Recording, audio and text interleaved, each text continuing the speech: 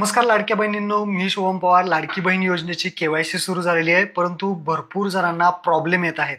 आज आपण या व्हिडिओमध्ये त्याच प्रॉब्लेमचं सोल्युशन काय असणार आहे हे थोडक्यात समजून सांगणार आहे. म्हणजे तुमचे जे काही प्रश्न आहेत त्या प्रश्नांची उत्तरे आपण या व्हिडिओमध्ये सांगणार आहेत. मी काही मोजके प्रश्न काढलेले आहेत जे महत्त्वपूर्ण आहेत आणि त्याच प्रश्नांची उत्तरे की काय करावं लागेल ते तुम्हाला सांगणार आहे. तर आपला व्हिडिओ नक्की शेवटपर्यंत पहा. आपल्या चॅनलवरती पहिल्यांदा आला असाल तर चॅनलला सबस्क्राईब करून ठेवा. अशाच महत्त्वपूर्ण व्हिडिओज तुम्हाला मिळत राहतात. तर चला मित्रांनो, व्हिडिओ सुरू करूया.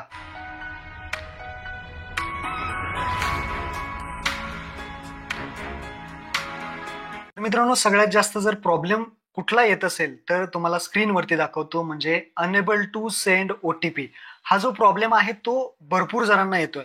आता याचं सोल्युशन काय आहे? तर आता 2 कोटीपेक्षा जास्त लाभार्थी या वेबसाईटवरती व्हिजिट करतील, दररोज त्याच्यामध्ये केवायसी करण्याचा प्रयत्न करतील. त्यामुळे OTPचा प्रॉब्लेम हा सर्वांना येणार आहे.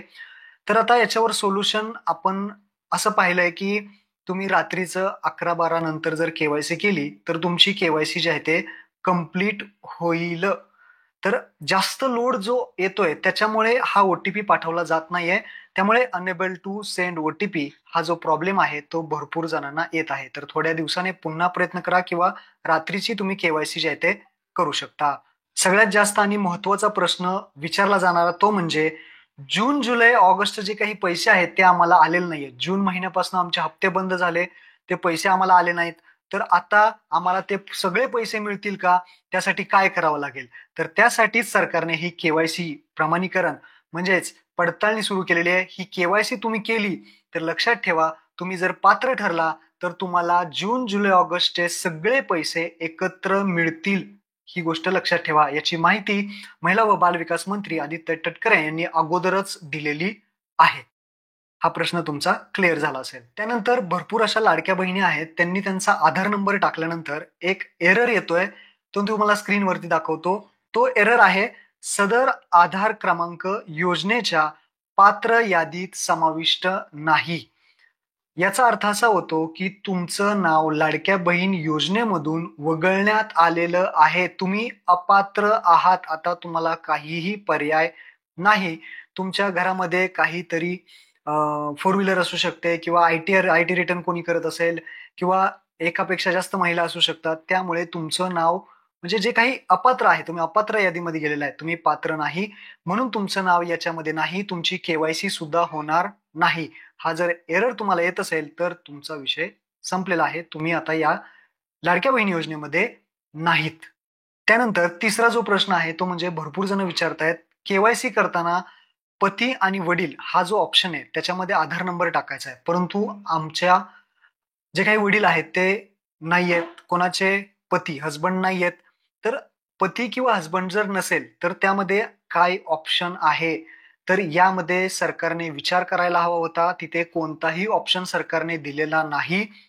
तर आपण तो काही प्रश्न आहे तो पुढे पाठवलेला आहे. आता टेक्निकल टीमकडून जो काही पर्याय आहे तो लवकरच उपलब्ध करण्यात येईल आणि हा जो पर्याय आहे तो उपलब्ध झाल्यानंतर आपल्या चॅनलवरती व्हिडिओ बनवला जाईल. त्यामुळे आत्ता काही पर्याय नाहीये. ज्यांच्याकडे पती किंवा वडिलांचं आधार कार्ड आहे ते आधार कार्ड नंबर टाकून OTP टाकून ते केवायसी करू शकतात. पण ज्यांच्याकडे काहीच पर्याय नाहीये त्यांना आत्ता थोडं थांबावं लागेल. थोड्या दिवसात त्यांच्यासाठी सुद्धा पर्याय उपलब्ध होणार आहे. तर पुढचा प्रश्न, भरपूर जण हा एक प्रश्न विचारतायत की पती आणि वडील यांपैकी कोणाचा आधार नंबर आम्ही टाकू? आम्ही फॉर्म ह्या नावाने भरलेला आहे, आम्ही फॉर्म त्या नावाने भरलाय, आता आम्ही नाव चेंज केलंय, आता आम्ही वडिलांचा आधार नंबर टाकू का पतीचा आधार नंबर टाकू? तर ह्याचं स्पष्ट उत्तर असं आहे, तर तुमच्या आधार कार्डवरती वडिलांचं नाव असेल तर तुम्हाला वडिलांचा आधार नंबर टाकायचा आहे आणि जर तुमच्या आधार कार्डवरती हसबंडचं नाव असेल, पतीचं नाव असेल तर तुम्हाला तुमच्या हसबंडचा म्हणजे पतीचा आधार नंबर टाकून केवायसी करायची आहे. त्यानंतर भरपूर जणांचा एकच प्रश्न येतो केवायसी करताना, तो म्हणजे होय करायचंय का नाही करायचं? जे निवृत्ती वेतनचा ऑप्शन आहे, सरकारी कर्मचारी वगैरे, तिथे प्रश्नच त्यांनी व्यवस्थित नीट टाकलेला नाहीये. नीट तो प्रश्न बनवलेला नाही. एकदम सुटसुटीत तो प्रश्न बनवायला हवा होता. त्यामुळे भरपूर जणांचं कन्फ्युजन झालं नसतं. पण आता भरपूर जणांचं कन्फ्युजन झालंय. भरपूर जणांनी कोणांनी होय केलंय, कोणांनी नाही केलंय. तर लक्षात ठेवा, होय करा, नाही करा. यामध्ये मला नाही वाटत काही फरक पडेल, कारण तुमचा आधार नंबर तुमच्या वडिलांचा किंवा पतीचा आधार नंबर तिथे गेलेला आहे. त्यामुळे आधार नंबरवरून कळेल की सरकारी कर्मचारी कोण आहे किंवा फॅमिलीमध्ये विवाहित कोण असेल किंवा अविवाहित कोण असेल, फॅमिलीमध्ये किती मेंबर्स आहेत, हे सगळं आधार नंबरवरून कळणार आहे. त्यामुळे याचा काही इफेक्ट पडणार नाही. जर यामध्ये काही बदल झाला तर आपल्या चॅनलवरती व्हिडिओ बनवला जाईल.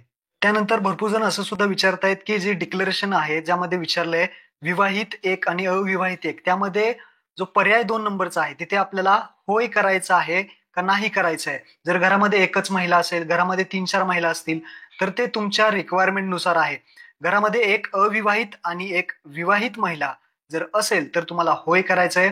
घरामध्ये 2 पेक्षा जास्त महिला असतील तर तुम्हाला नाही करायचंय. पण लक्षात ठेवा, जर तुम्ही नाही केलं तर तुम्ही अपात्र होणार आहात, ही गोष्ट लक्षात ठेवा. आणि एकच महिला असेल तर तुम्हाला तिथे होयच करायचं आहे. हे महत्वपूर्ण प्रश्न होते आणि त्यासोबतच अजून काही प्रश्न आहेत जे की केवायसीची शेवटची तारीख काय आहे. केवायसी करायची मुदत ही 2 महिन्याची दिलेली आहे. तर हा महिना आहे, पुढचा महिना आहे.